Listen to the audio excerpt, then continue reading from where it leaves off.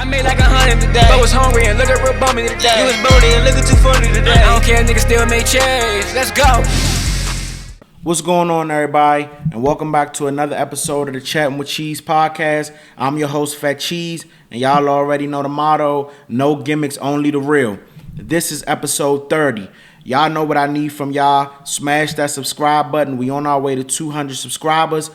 Also, do not forget to like and share the content, and let's jump right into it.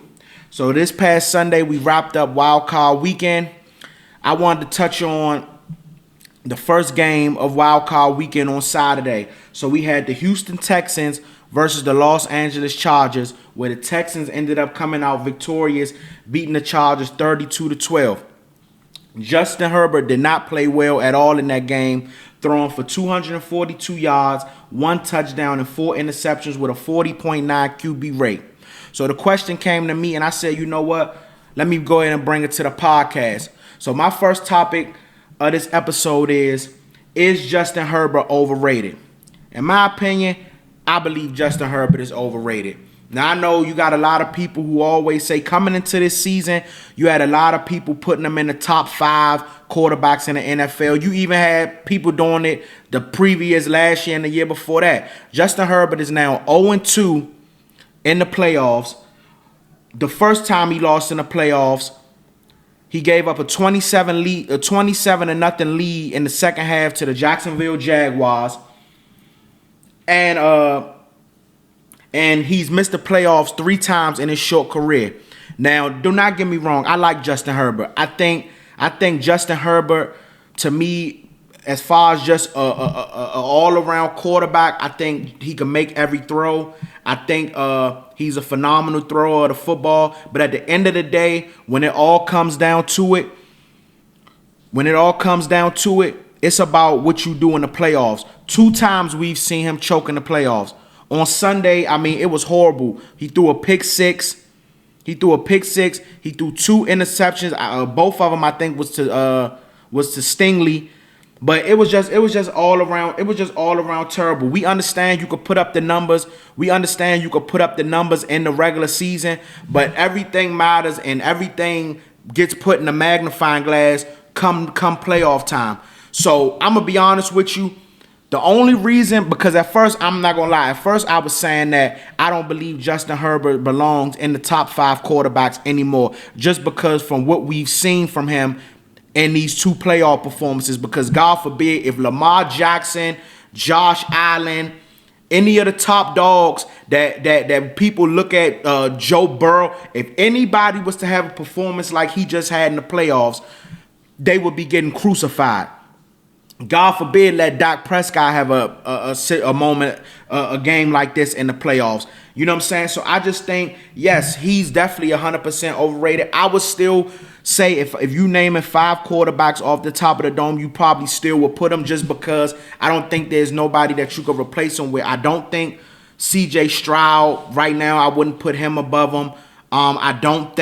I wouldn't put Jordan Love above him. I'm not all the way sold on Jordan Love, and he had a terrible game this past weekend. But for the most part, I just think when it comes to Justin Herbert, you gotta show us in the playoffs. These are his numbers. I mean, he put up the regular season stats in 2020, his rookie season. He threw for 4,336 yards, 31 touchdowns, 10 interceptions. In 2021, he threw for 5,000 yards, 38 touchdowns, 15 interceptions. 2022, 4,739 yards, 25 touchdowns, 10 interceptions. 2023, he threw for 3,134 yards, 20 touchdowns, 7 interceptions. And this season, he threw for 3,870 yards, 23 touchdowns, 3 interceptions with a 101.7 QB rate for the year. This man only had 3 interceptions going into the playoffs, and went into the playoffs and threw 4.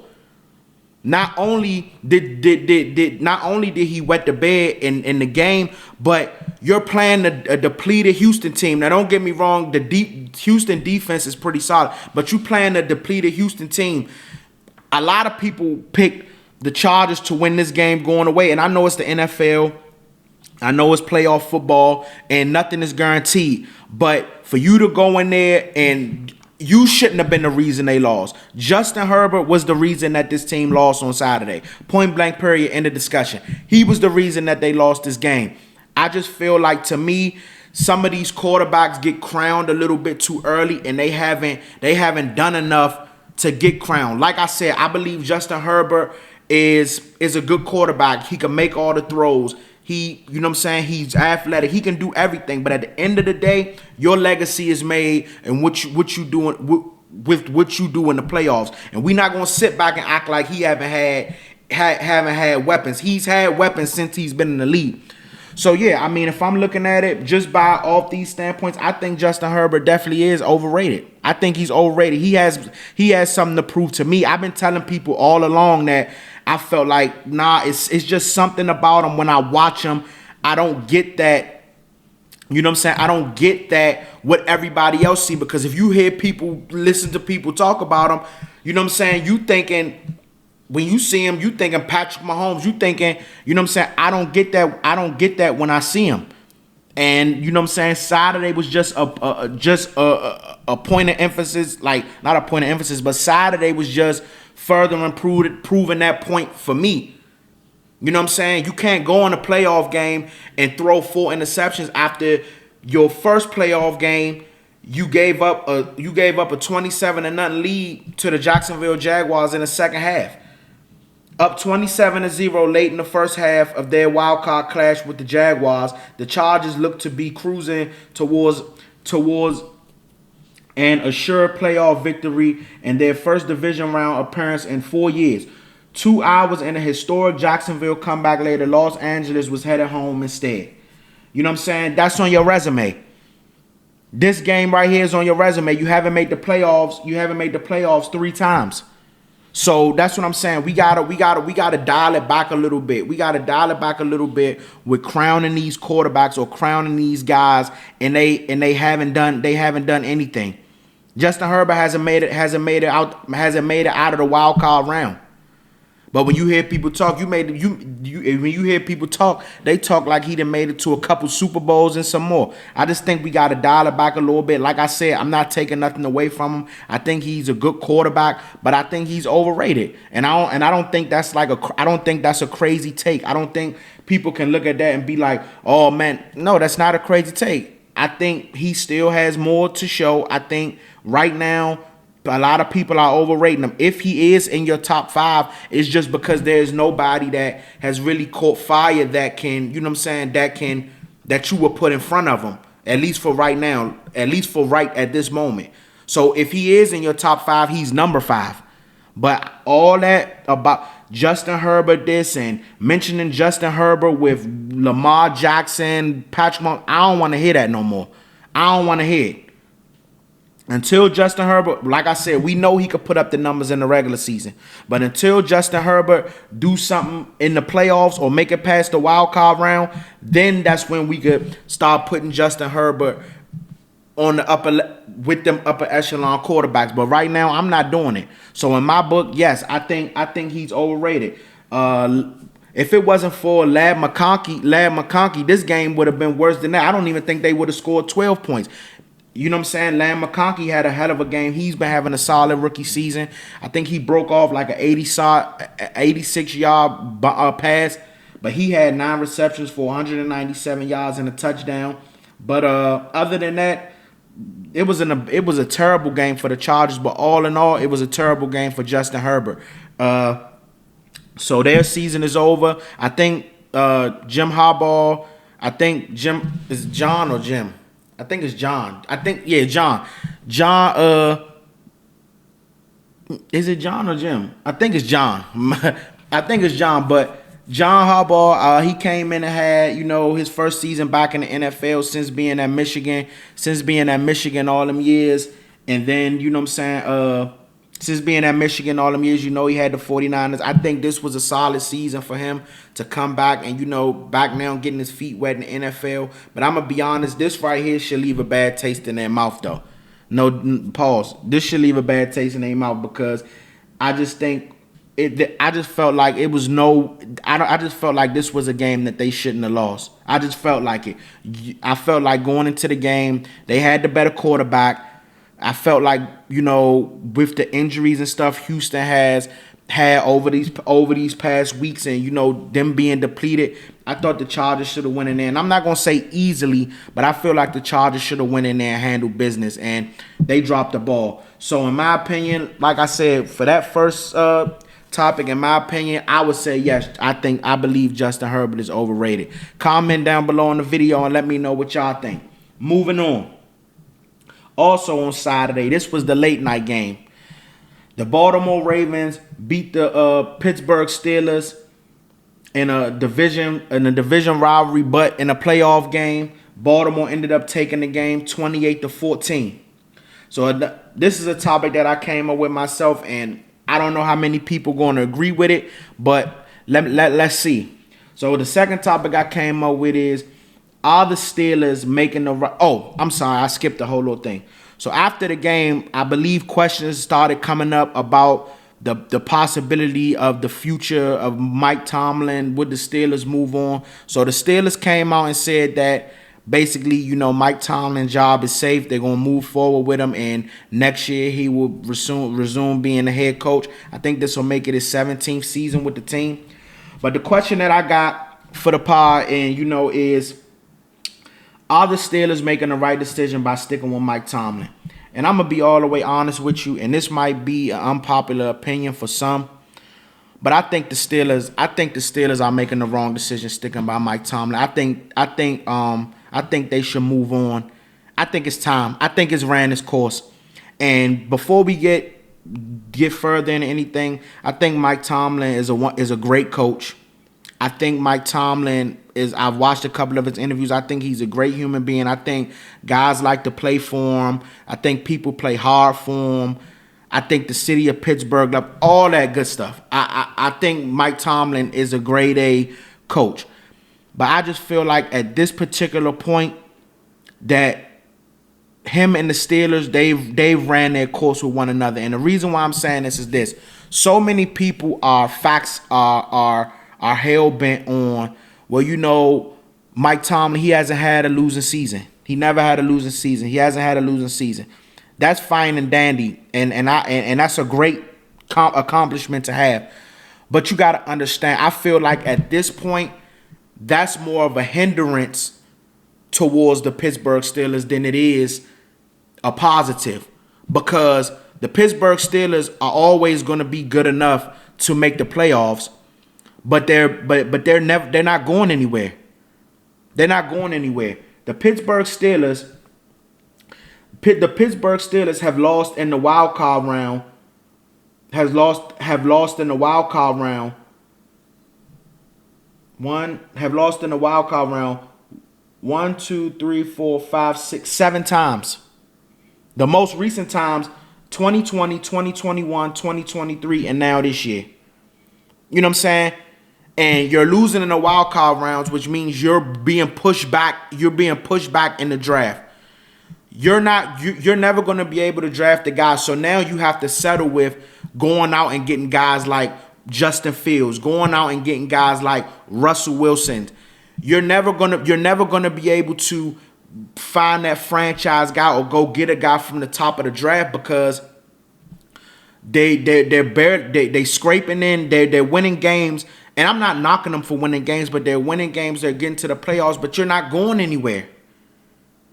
It's been a struggle for Mike Tomlin these past couple years come playoff time. It's been a struggle. Going into the playoffs, the Steelers lost 5 games, and the Steelers lost their last 5 games. Mike Tomlin has an 8-11 playoff record. Yes, he's a Super Bowl champion. We know he won a Super Bowl in 2008. I get all that. But it just comes down to a point where you got to look at the landscape and see, okay, it's either are we progressing or are we going backwards? And to me, the Pittsburgh Steelers are right in the middle. They right in the middle. Mike Tomlin has had you had the killer bees. He wasn't able to, and I seen a lot of people, somebody put a post up comparing Mike Tomlin to Mike McCarthy, and I guess they were insinuating that Mike Tomlin was overrated. I wouldn't call Mike Tomlin overrated, but I seen a lot of people comment saying, well, Mike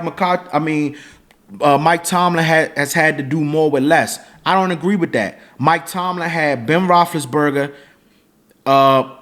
not, I wouldn't say in his prime, but he had Ben Roethlisberger at a solid point in his career. He had prime Antonio Brown. He had the best version of Le'Veon Bell. He had Troy Polamalu. He had Harrison. I can't think of his first name. He had Harrison. So let's not act like Mike Tomlin ain't had teams. Mike Tomlin has had teams, and he wasn't able to get it done with them. You know what I'm saying? It's like I just feel like it's ran its course. And I think that the longer Pittsburgh continues to hold on to Mike Tomlin, I feel like it's hindering their chances of actually doing a fresh rebuild, starting over, and actually building this thing the right way with somebody new, and progressing like that. Yes, I understand Mike Tomlin hasn't had a losing record. I understand the great things that he's done in his seasons in Pittsburgh, but it just gets to a point where enough is enough. Like, okay, this thing has ran its course. It's time to move on. I think it's time for the Pittsburgh Steelers to move on from Mike Tomlin. They're not going to, but I think that they should. You slowly starting to see you're having a George Pickens problem, where now they're coming out saying that he possibly was late for the Christmas game and all this stuff. You go to the playoffs. Russ looked awful this year. You bench Justin Fields after he was 6-4 as a starter for the team. But I'm going to be honest, I really didn't see too much from Justin Fields. Me personally, that was too impressive. You go to the playoffs. You get smacked. You get beat by the Ravens. The game actually was a blowout. Steelers came out in the second half and looked a lot better than they did in the first, and kind of made it a game a little bit, not technically. But now you're going to be around the 18th to 20th pick or something like that. In the late teens, early 20s, you're not going to be able to get your guy. So you're going to have to go back to the drawing board and figure something out. Do you keep Russ as what do you do? And it's a recurring theme.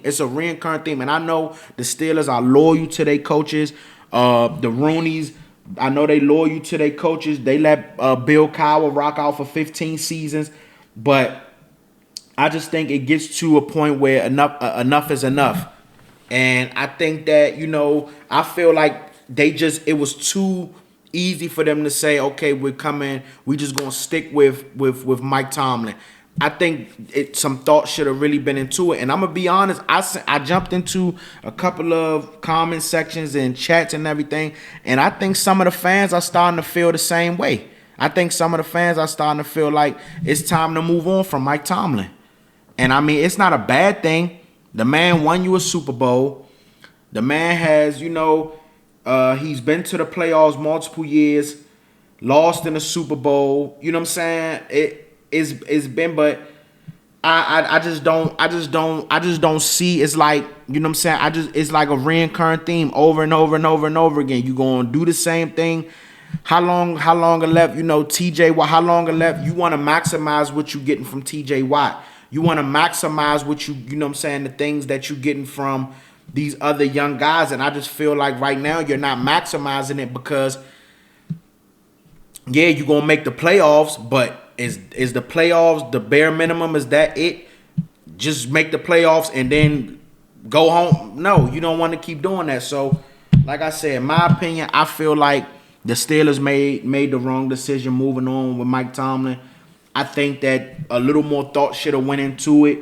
And maybe they should have said, you know what, let's evaluate our whole situation and the whole landscape and then made a decision. But I understand Mike Tomlin has been there since 2007.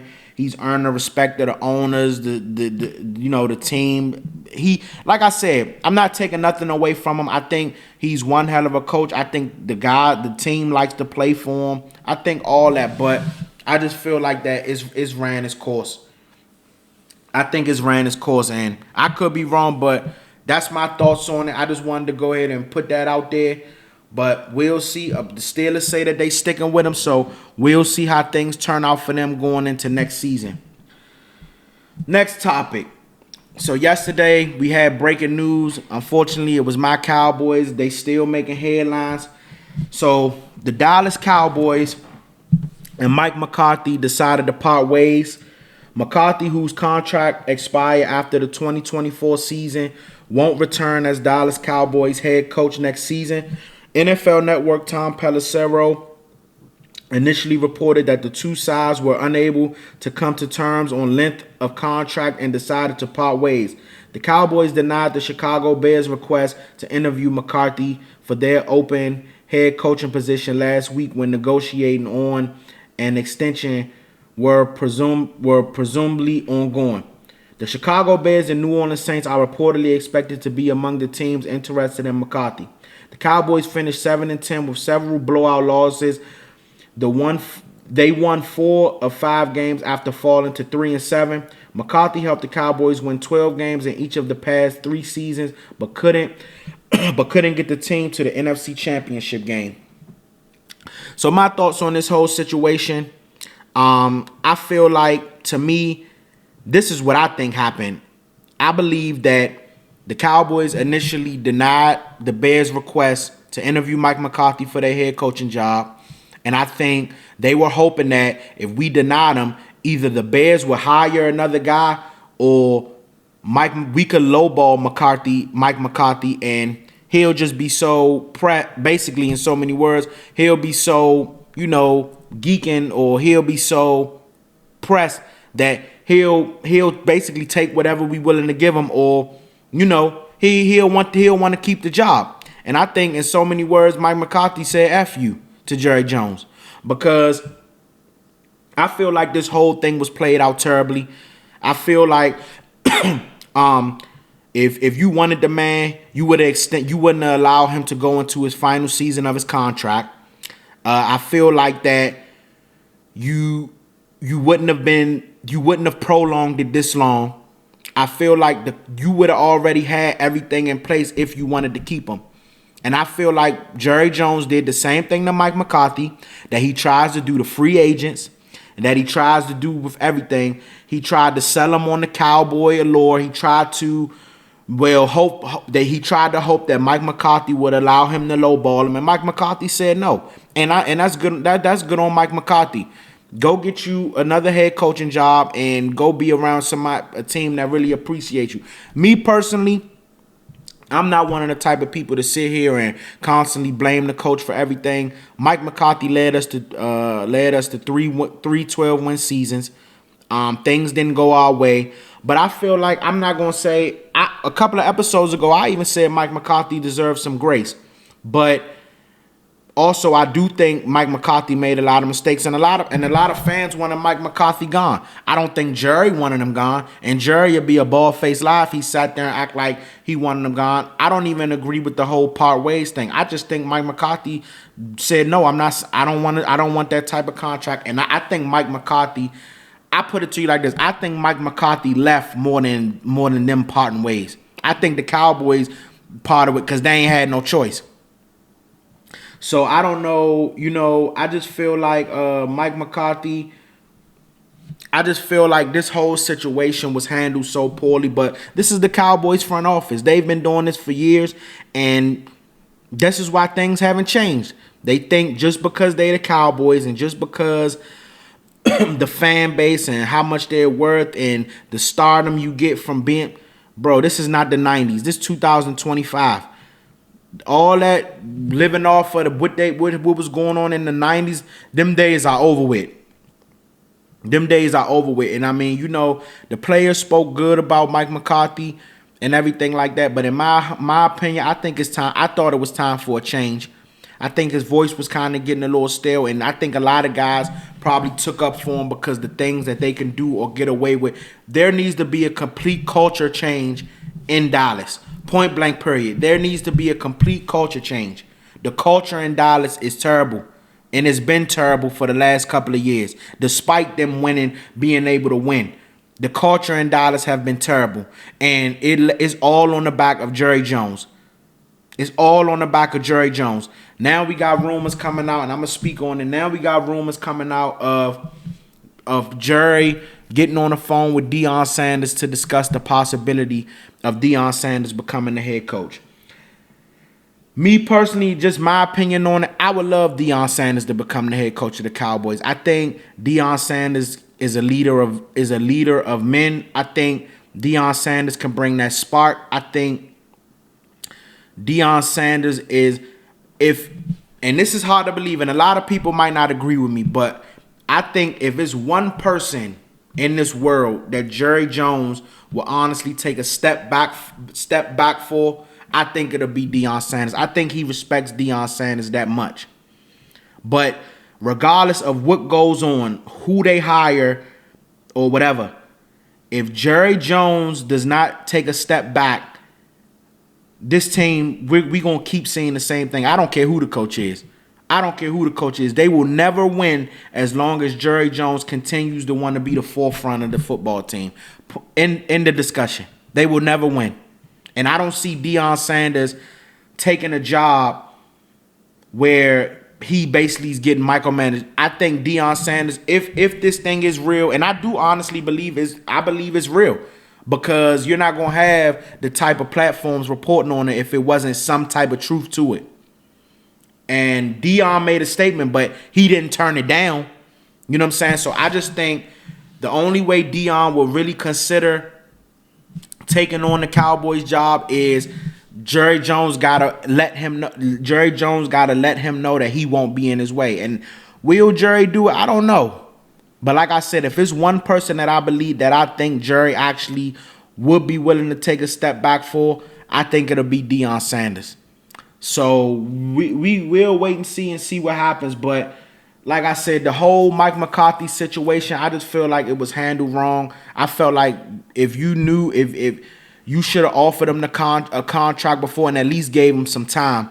Now you miss your opportunity to go out and interview guys like Ben Johnson, Glenn, the defensive coordinator for the Lions. You missed your opportunity because you waited so long for the Mike McCarthy situation to happen.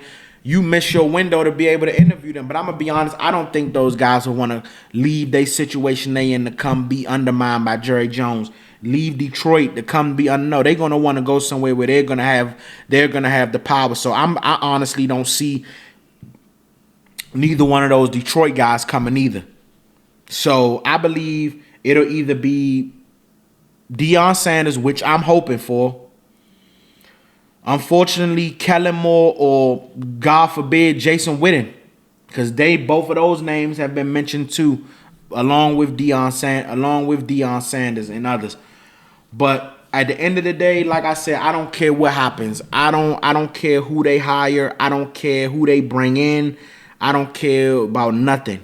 This team, things will not change. The luck of this team will not change as long as Jerry Jones continues to be in the way. Simple as that.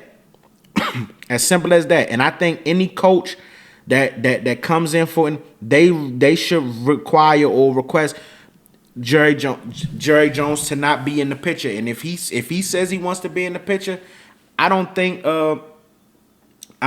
that he will. I don't think a coach should take the job, honestly. And I think that's why, if people watch yesterday's game, Troy Aikman went on the rant that he went on. Troy Aikman is very known around the league. I'm pretty sure Troy Aikman has some good sources. Troy Aikman has been talking shit about Jerry Jones for years now. Troy Aikman came out his own mouth and said he don't believe this job is very coveted. He knows it's not, because he knows that coaches are not going to want to come there and be undermined by Jerry Jones. Point blank, period. No coach is going to want to do that. So until Jerry Jones decides to take a step back, I don't care who you hire. You can hire Deion Sanders. You can hire whoever you want to hire. As long as Jerry Jones continues to insert himself in the picture, the Dallas Cowboys won't win anything. And that's unfortunate for me, and that's unfortunate for all the other loyal Cowboy fans in the world. But that's just where we at. So that's it for that. I just wanted to touch on that. So now moving on to my final topic. I'm going to give my predictions for the divisional round of the playoffs coming up this weekend. Like I said, these are my picks. If you decide to take these picks, that's on you. But I'm going to give you my prediction. So I'm going to start off with Saturday. So the first game we got on Saturday is the Kansas City Chiefs versus the Houston Texans. I took the Chiefs over the Texans. I think I'm very curious to see how the Chiefs are going to come out in this one, being as though they've been out. Their starters have been out since the Christmas Day game against Pittsburgh. I'm interested to see. They probably going to come out and have a little rust, but I don't see that. Really mattering that much. I trust Patrick Mahomes. Him and Travis Kelce have been there before, and Andy Reid going to draw something up. They may be a little rusty coming out, but I think after a while, I see the Chiefs winning this game by multiple scores, and that's no poo-poo to the Houston Texans. But I just think with the injuries that they've been dealing with, to have to go to Kansas City, I just don't think so. We already know Kansas City defense is solid. They're gonna try to shut down Joe Mixon, and I don't think the Texans have the guys on the outside that really scares them because they're dealing with injury. So I went Kansas City over the Texans, and then for the Saturday night game, you got the Detroit Lions, the number 1 seed in the NFC, versus the Washington Commanders. I went Detroit. I think the game, honestly, I think the game is going to be closer than a lot of people may think. I think if Washington somehow can pull this game off, it's going to have to be because Jaden Daniels was spectacular and that offense caught fire. Because I'm gonna be honest, I don't think Washington defense. Detroit, they have a lot of weapons on offense. They can do everything so well. They got the best offensive line in football. They got to me the best running back duo in football, along with Amon-Ra St. Brown, who's a top 10 receiver. You got Williams on the other side, the speedster. You know what I'm saying? They can mix it up. Then they'll get Tim Patrick involved. They got one of the best tight ends in football in Laporta. I just think they can hit you from so many different ways, and once Jared Goff gets it going, it's hard to stop them. So I think the defense is going to struggle, but I think in order for Washington to actually make this a game, Jaden Daniels is going to have to be special, and he's been special all year. He was just special in the wild card game against the Buccaneers. He's going to have to be special. Terry McLaurin is going to have to make some plays. They're going to have to figure out how to get that running game going. Me personally, I would go with Austin Eckler over Brian Robinson because he's been struggling these past couple of weeks. You're going to have to find a way to get that run game going. Zacchaeus is going to have to give you a big game. They're going to need another big game from De'Ami Brown. Zach Ertz is going to have to get involved. If Washington wants to actually make this a game, I think their offense is going to have to be the ones that do it. I don't think their defense is going to be able to do it with the firepower that Detroit have. But I'm going Detroit over the Commanders on that one. On Sunday, you got to me, I think this is going to be the best game of the weekend. You got the Buffalo Bills against the Baltimore Ravens. And I struggle picking this one. But I'm going to be honest with you. I got the Ravens over Buffalo. I think the Ravens can go up there and do what they've been doing. This right here is why you got Derrick Henry. This right here is what you got Derrick Henry for. You go up there. I don't know the status of Zay Flowers. You go up there. You run the football with Derrick Henry. You let Lamar do his thing with his feet, and then get your tight ends involved. And I think the Ravens can go up there and win that game. The Ravens defense has been playing very well as of late. I like what I've seen from the Bills against Denver, but I just think what I've seen from them against Denver, I don't think that's enough.